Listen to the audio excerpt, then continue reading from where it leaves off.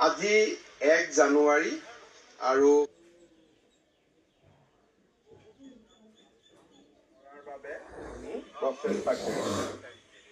ৰাতিপুৱাই লোকপ্ৰিয় গোপীনাথ বৰদলৈৰ সমাধিস্থলীখন আমি নতুনকৈ সজাই তুলি তাৰ আজি আমি জনগণৰ বাবে তাক আমি মুকলি কৰি দিছিলোঁ। আজি গুৱাহাটীত নতুনকৈ কেইবাখনো electrical bus, ISBT Khanapara, Paltan বজাৰৰ ওপৰত নতুনকৈ পদসেতু আৰু গুৱাহাটী চিৰিয়াখানাখনক অত্যন্ত আধুনিক কৰি তোলাৰ বাবে 362 কোটি টকা ব্যয়েৰে আমি আজি এটা সুন্দৰ প্ৰকল্প আৰম্ভ কৰিছোঁ।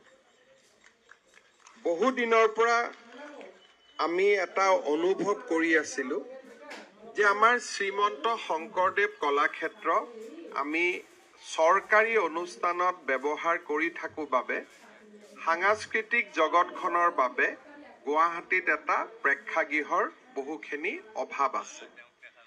আনহাতে গুৱাহাটীত উপযুক্ত প্ৰেক্ষাগৃহ নথকা বাবে চৰকাৰৰ হাততো বিকল্প নাছিলে আৰু যিকোনো দিল্লীৰ পৰা মন্ত্ৰী আহিলে বা অসমত অনুষ্ঠান হ'লে, চৰকাৰী অনুষ্ঠান হ'লে আমি সদায় শংকৰদেৱ কলাক্ষেত্ৰৰ যিটো অডিটৰিয়াম তাক আমি ব্যৱহাৰ কৰিব লাগে।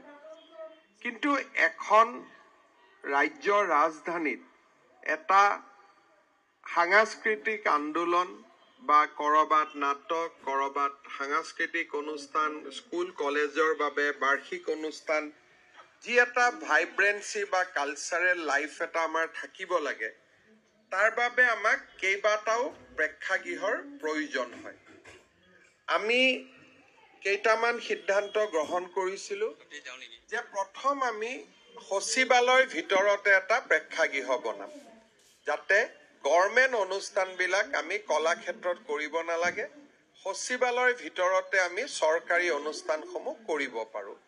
অহা 7-8 দিনৰ ভিতৰত দিছপুৰৰ ভিতৰতে 1000 আসনযুক্ত এটা অডিটৰিয়ামৰ কাম আৰম্ভ হ'ব। ইয়াৰ ফলত যিমান চৰকাৰী অনুষ্ঠান হয় গোটেইবিলাক আমি সচিবালয়ৰ ভিতৰত কৰিব পাৰিম আৰু তেতিয়া চৰকাৰী বিষয়াসকলো কাম কাজ এৰি কলাক্ষেত্ৰলৈ আহিব নালাগে। এটা চৰকাৰৰ সুবিধা হ'ব, ৰাইজৰো সুবিধা হ'ব। আমাৰ কলাক্ষেত্ৰত আৰু এখন 800 আসনযুক্ত আমি এটা অডিটৰিয়াম নিৰ্মাণ কৰি আছোঁ। মই ভাবোঁ যে অহা 6 মাহৰ ভিতৰত এই নিৰ্মাণ শেষ হ'ব। তাৰ লগে লগে কলাক্ষেত্ৰৰ বৰ্তমান অডিটৰিয়ামটোকো আমি অলপমান ভাল চাউণ্ড আদিৰে সুসজ্জিত কৰিম, তাতে যাতে আমি 2টা ভাল অডিটৰিয়াম পাব পাৰোঁ। তৃতীয় আমাৰ অডিটৰিয়াম জ্যোতি চিত্ৰবনত আমি এটা নিৰ্মাণ কৰিব খুজিছোঁ, যাত 1000খন আসন থাকিব আৰু ইয়াত চৰকাৰে 56 কোটি টকা ব্যয় কৰিব। আধুনিক সম্পূৰ্ণ শব্দৰ ব্যৱস্থা থাকিব, প্ৰজেকশ্যন থাকিব আৰু আমাৰ উচ্চস্তৰীয় ফিল্ম প্ৰজেকশ্যনৰ সুবিধা, LED চাইক্লৰামা আদিকে ধৰি যিমানখিনি আমি সুবিধা দিব পাৰোঁ গোটেইখিনি ইয়াত সুবিধা থাকিব। আৰু এই অডিটৰিয়ামটো আমি এক্সক্লুচিভলি খালি সাংস্কৃতিক জগতখনৰ কাৰণে আমি ৰাখি থ'ম, যাতে ইয়াতে আন কাম কাজ বহুত বেছি কৰিব নালাগে। আনহাতে বহুতে আপোনালোকৰ ইতিমধ্যে নলেজত আছে যে আমি গুৱাহাটীত এটা অত্যন্ত আটকধুনীয়া এটা অডিটৰিয়াম বা প্ৰেক্ষাগৃহ বা আমি এটা হল বনাই আছোঁ, য'ত একেলগে 5000 মানুহ বহিব পাৰিব, 5000 বহিব পাৰিব। আৰু সেই প্ৰকল্পটো আমি অহা 3 মাহত সমাপ্ত কৰিম। অৰ্থাৎ মোৰ লক্ষ্য আছে যে আগষ্ট মাহৰ ভিতৰত এই প্ৰকল্পটো আমি শুভ উদ্বোধন কৰিম। তাত প্ৰায় 1500 গাড়ী ৰাখিব পৰা আমি এটা আটকধুনীয়া মাল্টি লেভেল কাৰ পাৰ্কিং কৰিছোঁ। সন্মুখত আমাৰ প্ৰেক্ষাগৃহ আৰু খানাপাৰা আৰু কলাক্ষেত্ৰত 2টাৰ পৰা ৰাস্তা আমি বনাইছোঁ, যাতে আমি সেই প্ৰেক্ষাগৃহটোলৈ যাব পাৰোঁ। এগ্ৰিকালচাৰ ডাইৰেক্টৰৰ যি মাটি আছে তাৰ ভিতৰত আমি প্ৰেক্ষাগৃহটো নিৰ্মাণ কৰিছোঁ। ইতিমধ্যে আমাৰ এক্সপাৰ্ট কমিটি এখনো আমি কৰি দিছিলোঁ, তেওঁলোকেও বহুখিনি পৰামৰ্শ দিছে। আৰু এই অডিটৰিয়ামটোৰ আমি নাম দিছোঁ জ্যোতি বিষ্ণু প্ৰেক্ষাগৃহ। আৰু পূব ভাৰতত, মই উত্তৰ পূব বুলি ক'লে ভুল হ'ব, ইষ্টাৰ্ণ ইণ্ডিয়াত ইমান ডাঙৰ অডিটৰিয়াম দ্বিতীয়টো নাই। আৰু কেলকাতাৰ অডিটৰিয়ামত 3000 একেলগে বহিব পাৰে। আমাৰ ইয়াত 5000 অডিয়েন্স একেলগে বহিব পাৰিব।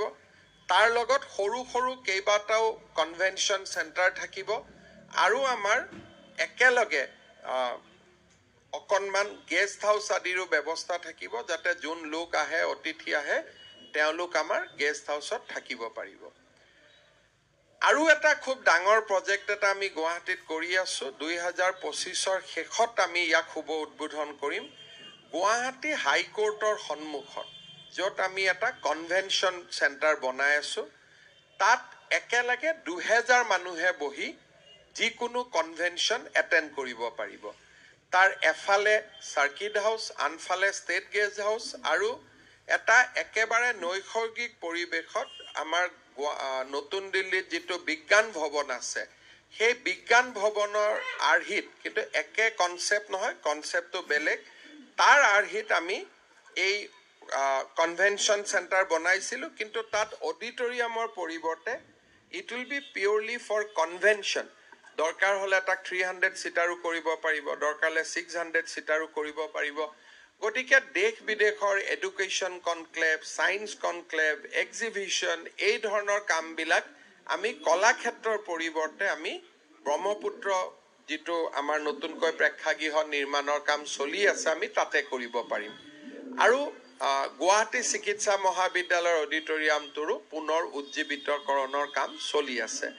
গতিকে বাই এণ্ড লাৰ্জ মই ভাবোঁ যে আমি যিমানকেইটা প্ৰজেক্ট লৈছোঁ, আৰু গোটেইকেইটা প্ৰজেক্ট 25 চনৰ ভিতৰতে শেষ হৈ যাব। জ্যোতি চিত্ৰবনটো 2 বছৰ লাগিব, কাৰণ আজিৰ পৰা আমি আৰম্ভ কৰিম যেতিয়া। কিন্তু কলাক্ষেত্ৰৰ 800 চিটেড অডিটৰিয়াম, 5000 অডিটৰিয়াম ইন জ্যোতি বিষ্ণু প্ৰেক্ষাগৃহ বুলি, বা আমি যিটো আমি সাংস্কৃতিক প্ৰকল্প বুলি কৈছোঁ, ব্ৰহ্মপুত্ৰৰ পাৰৰ যিটো কনভেনশ্যন চেণ্টাৰ, এই গোটেইবিলাক 2025ৰ ভিতৰত নিৰ্মাণ সম্পূৰ্ণ হৈ উঠিব।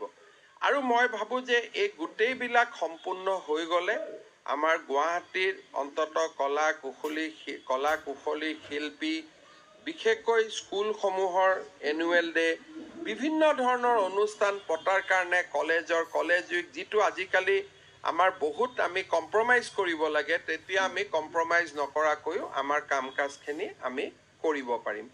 আজি নতুন বছৰৰ প্ৰথম দিনটোতে জ্যোতি চিত্ৰবনৰ কাৰণে এটা ভাল কাম কৰিবলৈ পাই মই নিজকে ধন্য মানিছোঁ।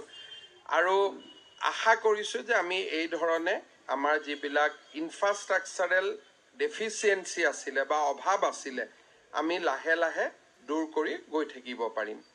আজিৰ দিনটোত আপোনালোকক সকলোকে লগ পাই সঁচাকৈ আমি সকলো আনন্দিত। নতুন বছৰৰ বহুত বহুত শুভেচ্ছা জনাইছোঁ। 2025 এটা আশাৰ বছৰ হওক, সমৃদ্ধিৰ বছৰ হওক, প্ৰগতি বিকাশে আমাক আলোকৰ যাত্ৰালৈ লৈ যাওক। সকলোৰে জীৱন সমৃদ্ধিৰে পৰিপূৰ্ণ হৈ পৰক, তাকে কামনা কৰিছোঁ। আৰু সকলোকে ব্যক্তিগতভাৱে পুনৰ এবাৰ শ্ৰদ্ধা, মৰম, শুভেচ্ছা জনাই মই মোৰ বক্তব্যৰ সামৰণি মাৰিছোঁ।